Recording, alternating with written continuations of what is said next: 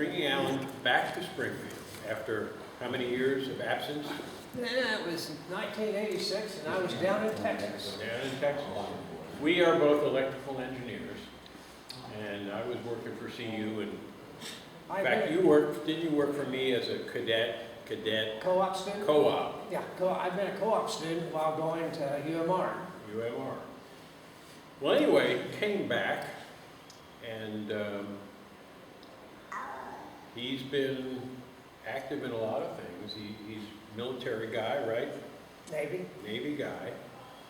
And he's going to talk to you tonight about something that probably none of us have had the nerve to do or the expertise to do.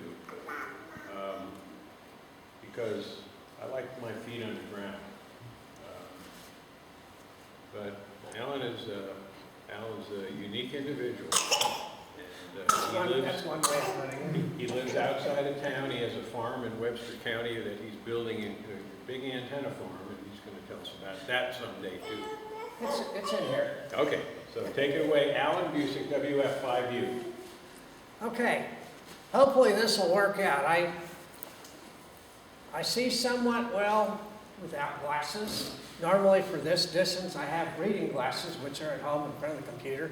Normally for driving or looking at anything more than 5 or 10 feet away, I have distance glasses. So it's kind of a dilemma, which ones do I wear here to try to look at this. So I'll try to muddle through here. Basically, a little background. I was in the Navy for 6 years, from 1969 to 75. Prior to that, I graduated from Glendale in 69. Dad said he'd pay my way through college if I applied myself, so I started at SMS in the fall, taking 18 hours, mostly hard subjects, because you only paid, it was 15 bucks a credit hour back then, and anything over 12 hours. 12 hours was considered full-time, but anything over that was free. So, hey, why not take 18? The extra 6 hours are free. And so anyhow, Dad advised me not to join a fraternity, but I pledged one anyhow. Midterm grades came out, and most of them were D's. And he says, "You're on your own, bud." Well, the Vietnam War was going on then. I didn't have any money, no savings, so I went down to see the recruiters. And the Air Force and the Army recruiters were out to lunch at 2 in the afternoon. The Marine recruiter, or the Navy recruiter said, "Take these tests," and they said, "You're qualified for anything." Marine recruiter said, "We'll guarantee you Marine boot camp no matter how many years you sign up for." So I ended up in the Navy for 6 years. Advanced electronics, and they trained me to be a nuclear submarine reactor operator, which I was stationed on a sub that was in the shipyard for overhaul for a while, and then I ended up my last 4 years of active duty with the Mine Countermeasures Unit, and got to mine sweep Haiphong Harbor and the Suez Canal. Anyhow, and an incidental part of that, the Navy, as advanced electronics, to be an electronics technician to work on radars and communications antennas, you could climb a mast. And part of my job in the Mine Countermeasures Unit was putting up navigation systems to work with the minesweeping equipment, which was 70-foot towers with a 30-foot mast on shore facilities that operate as pre-GPS and pre-internet to create a hyperbolic grid so the helicopters could do sweeps through wherever you're trying to sweep. Anyhow, I'm digressing here, and I'm not going to get through the presentation. Spent time in the Navy and learned to do a little bit there, and then after college, I ended up in Texas for a while, down the Dallas-Fort Worth area, got in with a bunch of other hams, who built repeaters and stuff, and one of whom was I forgot his position, but he was high up in one of the local TV stations, and they had I think it was a 600-foot tower a little bit south of Dallas-Fort Worth that was going to come down. And back then, insurance and lawyers weren't what they are today, and basically they said, "Hey, you guys can scavenge all the antennas and coax and everything off of that you want. It's coming down on this and such date. Go get it ahead of time." And some of my friends that had done that before said, and I said, "Hey, can I help out with that?" Sure, you got a climbing belt? No, well, you have to get one. Well, back then it was just a belt with a pouch and a lanyard. We didn't have all this safety Nazi stuff that's required now. But anyhow, that was my first real tower climbing experience, and I think I only went up 400 feet on that tower, and helping take down, I don't know how many runs, mostly 7/8" heliacs. And I think there were some bigger stuff and maybe some half-inch, but we got all kinds of, scavenged all kinds of antennas and heliacs off of that. And good bunch of guys, went to Dayton with them a few times, and good times back in the day. But anyhow, came back to Springfield, and my wife says I tend to ramble, and I do, I get distracted easily, so I'm gonna try to stick with this in order to get done while it's still daylight. Primary purpose of radio towers is to provide a means of elevating antennas. You can have the best antenna in the world, but if it's sitting on the ground, it's not get that. Higher up off of the ground you get it, the better it's going to work. The better the coax you get it, the better it's going to work. The higher your, in general, the higher your base elevation is, how high you are above mean sea level, the better things are going to work. Generally higher is better, especially at VHF and UHF.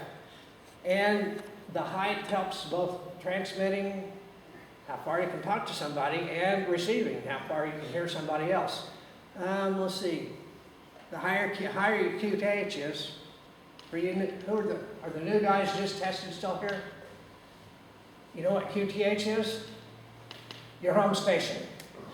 There's a whole lot of Q codes, ham speak, but anyhow, your home station, generally where you live. The higher it is, rather, if you're down in a valley, not a good location for ham radio. If you're up on a mountaintop, great location, except for lightning. But anyhow, higher QTH elevation helps. That's above mean sea level, along with higher elevation of the antennas above ground, AGL. But first of all, what are your comms goals? Are your needs casual or critical? Grid up or grid down? Do you want to be able to reach out and talk to people a long ways away? If the grid goes down and you don't have repeaters or internet or telephones, that might be one reason why you want to have a tower with good antennas. That's if a real who pits the fan situation ever happens. And who do you want or need to communicate with? How far away are they? And what are they willing to do, comms-wise? I have a daughter who's and her husband, son-in-law, he's Naval Academy class of 14 graduate. She's class of 16 graduate. He's lieutenant commander now, just made it. She's a Navy lieutenant, currently an aide to a 2-star admiral. And starting in June, she's got a gig with a Navy liaison office in the White House. But anyhow, I might want to be able to communicate with her if something should happen. I might be willing to put up a fantastic system here to communicate, but if she's not willing to do anything to have an antenna or anything at all, it's not going to help me much to communicate. So the bottom line is, if you want to be able to communicate with somebody else a long ways away, they might need,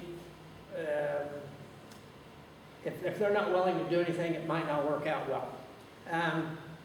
What are your comms limitations? Is your QTH in a valley, or is it on a hilltop, or somewhere in between? Are you constrained by what I call communist neighborhoods, HOA, homeowners association covenants, local ordinances, a spouse that says, over my dead body will you put up a tower? Hopefully that won't happen. Finances, the lot size, if you've got a real small city lot, it might be a problem. Or overhead power lines. You don't want to even think about trying to put up a tower if you've got overhead power lines nearby. Can ruin your whole day. What relevant knowledge, skills, and abilities, KSAs, do you have? How much can you do it yourself? Or how much help would you need? Are you able and willing to work aloft? If you're one of those people, well, for instance, back in the day, when they're selecting people for submarine duty, and do you suffer from claustrophobia? Yes, well, you're probably not going to work out well in a submarine. So anyhow, if you're one of those people who getting up on a 6-foot step ladder, you're not ever willing to go up above step 3, tower work's probably not going to work out well. Let's see here. Tower and mast considerations. The desired antenna height, the number and types of antennas, and a lot of that has to do with wind loading. But if let's say you just want to be able to work 2-meter repeaters, and you just want a vertical antenna, my go-to for that is the generic version is a UVS 300, Workman, OPEC, and a number of other genuine Chinese manufacturers. Essentially the same antenna, a GP9 clone.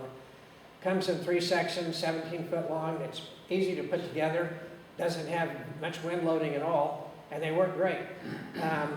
And so it wouldn't take much of a mast, or generally a mast is like a single pipe, whereas a tower is normally multiple sections. Well, we'll get to some pictures here in a little while. But anyhow, if you want to put up a beam and be able to rotate the beam to point it around in different directions, that's going to take something a little more robust. Fixed non-directional antennas, or do you need directional antennas with a rotator? If you're just wanting to work in the general area, probably a vertical non-directional antenna, especially for 2 meters or 440, is great. You can put up vertical antennas for HF. But let me see. Continuing on here, I'm rambling. Guide, bracketed. You may have a tower that's up against the edge of a house and it's attached to a house bracket to kind of stabilize it. You can have self-supporting towers. They can be to where they can telescope up and down, crank up, and they can tilt over so you can work on your antennas from the ground. There'll be some more pictures later on. Excuse me. Aesthetics and visibility are a concern, especially if you're in one of those neighborhoods where neighbors might complain. And newer reviews. A lot of times, they're ridiculously expensive compared to what they are a few decades ago. Sometimes you can still find good deals on used towers. Pipe masts.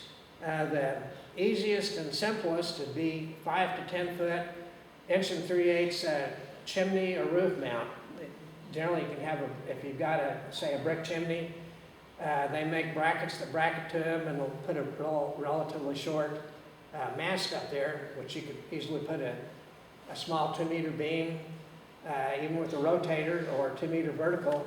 Those were quite common years ago with over-the-air TV broadcast antennas, even with a rotator to rotate the TV antenna to point in different directions, pick up different stations. Going a little bit taller than that, you can get 21-foot sticks of 1 3/8 chain link fence top rail, which is essentially the same thing that Radio Shack and others used to sell as an antenna mast, except it was normally in a 10-foot section years ago. And when I put this together, this was, I think, back in January, those were $30 at Menards, 21-foot stick. I remember back when you could get those for $10 or $11. But anyhow, a 25-foot push-up mast, $149 at Northern Tool. Basically, those will telescope down to maybe 8 feet or so, come in, I think, 3 or 4 sections, and you push them up. Typically, they've got a guy ring up at the top. It's a fairly cheap and fairly easy way to get something up. I wasn't aware they had a 40-foot push-up mast, but Northern Tool does, and it's $249. And my go-to right now for something taller than the 21-foot stick of chain link fence top rail is a 31 and a half foot, that's average length, of 2 3/8 inch used oil field drill stem, which is $184 a foot in January, I think it was, at Wheeler Metals. Not too terribly far from here. The problem with that is getting it home. It's 31 and a half foot long pipe. But where there's a will, there's a way.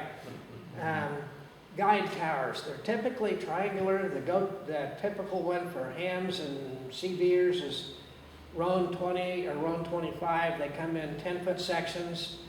The Roan 20 is a little bit lighter weight. The easy way to tell the difference, they look identical almost, except Roan 25, the horizontal pieces, there's 8 of them on a 10-foot section, and Roan 20, there's 7 of them on a 10-foot section. They'll fit together though, but the Roan 25 is a little bit stronger. I think the pipe on the Roan 25 is supposed to be a little bit thicker as well. Anyhow, the Roan 25, it comes in 10-foot sections. I believe the website said that I've never seen one 190 foot tall of 25.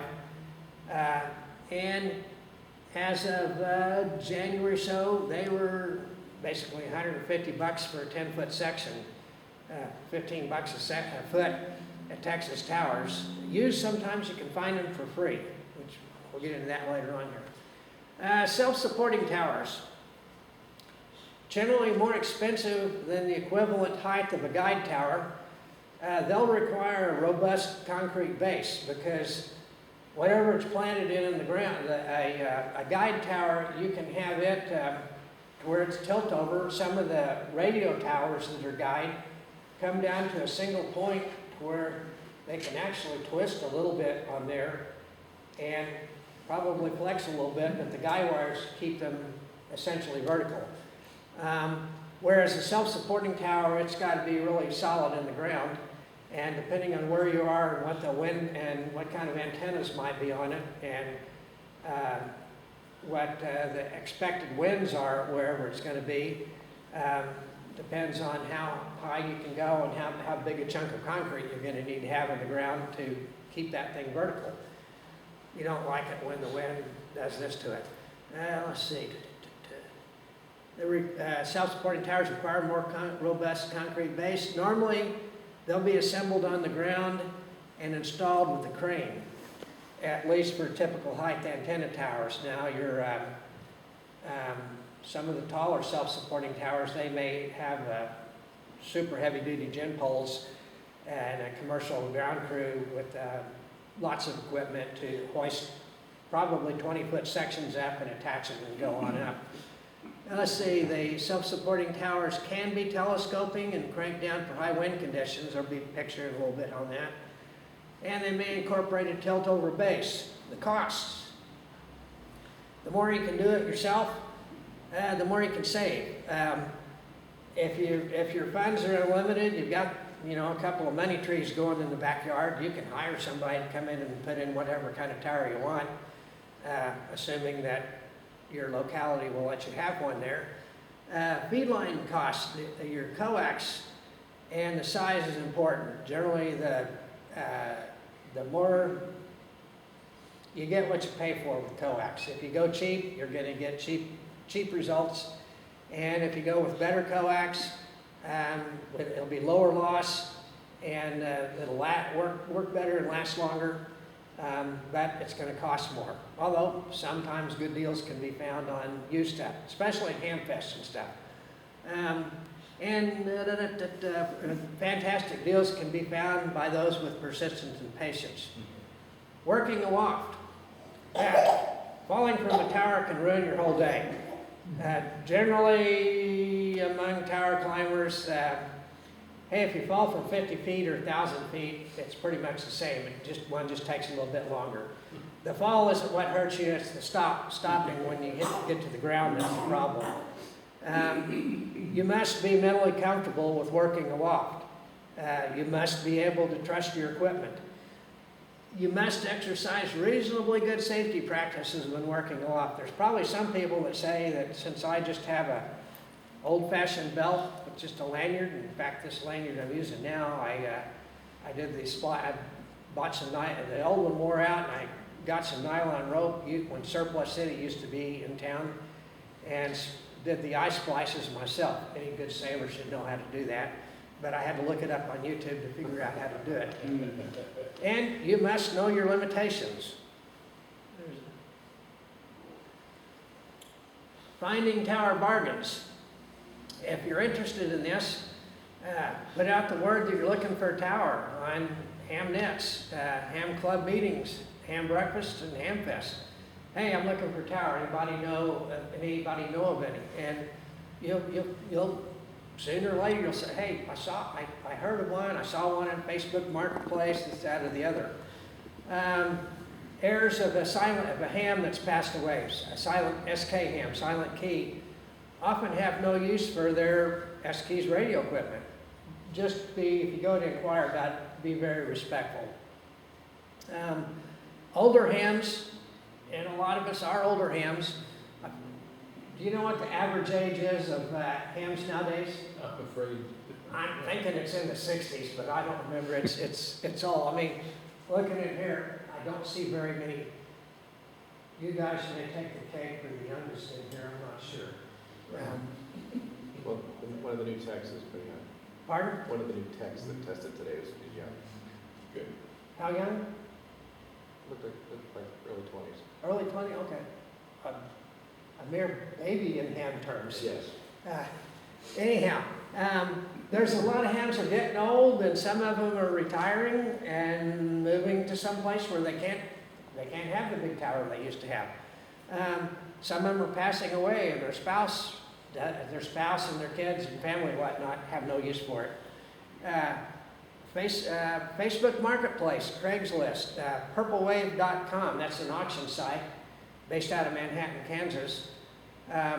They've got a lot of good deals on it sometimes. I got a good deal last year on 4 60-foot towers that were sold by Kansas Department of Transportation. Had to drive 1,000 miles to go pick them up, round trip, but it's still a good buy. And when driving around, especially in rural areas, look for towers that appear to no longer be in use. Last year I got a 70-foot tower that way. It's on the way out to our farm, and I had noticed for a while that it had probably been up less than 6 or 7 years, and it used to have one of these total high-speed internet dishes up at the top, and then later on I noticed, oh, there's no antenna up there anymore. I wonder what the deal is. And after a few years, anyhow, last year I knock, nobody answered, so I prepared a note. Hey, I'm a ham radio operator looking for some extra sections of Roan 25. Is there any chance you might be interested in getting rid of your tower? And I left my contact information left in the note. 3 or 4 days later, I got a phone call. Yeah, we'd like to get rid of it. What's the deal? Well, I can take it down. Well, we want you to sign a note that you'll be responsible for any damage you do to our livestock or any buildings. Sure, no problem. Yeah. So 70-foot tower, guy wires, and 4, I call them small bunker blocks. They're concrete blocks that are about yay high, yay long, and yay wide, that were, instead of anchoring into the ground, they just attached the guy wires to these. So I got those. Anyhow, that was just by seeing one that didn't look like it was used anymore, and knocking on the door and inquiring. Ham scale tower work. As you can see down the bottom there, this is from 2008, the old 147 1-2 bunch.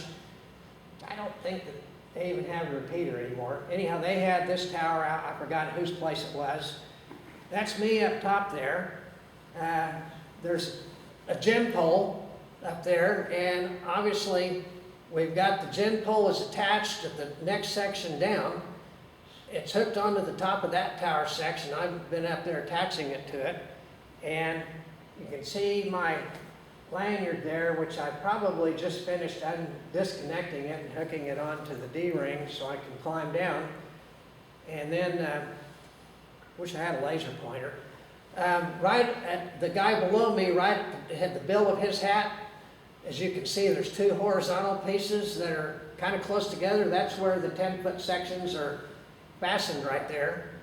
And if you count those horizontal pieces, you can see 1, 2, 3, 4, 5, 6, 7, 8. On the top one up there, that tells you that these are sections of Roan 25 instead of Roan 20. Anyhow, this was dismantling it. A couple of guys on the tower. Putting the tower up is pretty similar to taking it down, one section at a time. This is my current QTH just on the east edge of Springfield. There's a, Does anybody have anything with a laser pointer? Okay. Use the mouse, Pardon? use the keyboard, Oh, yeah, yeah.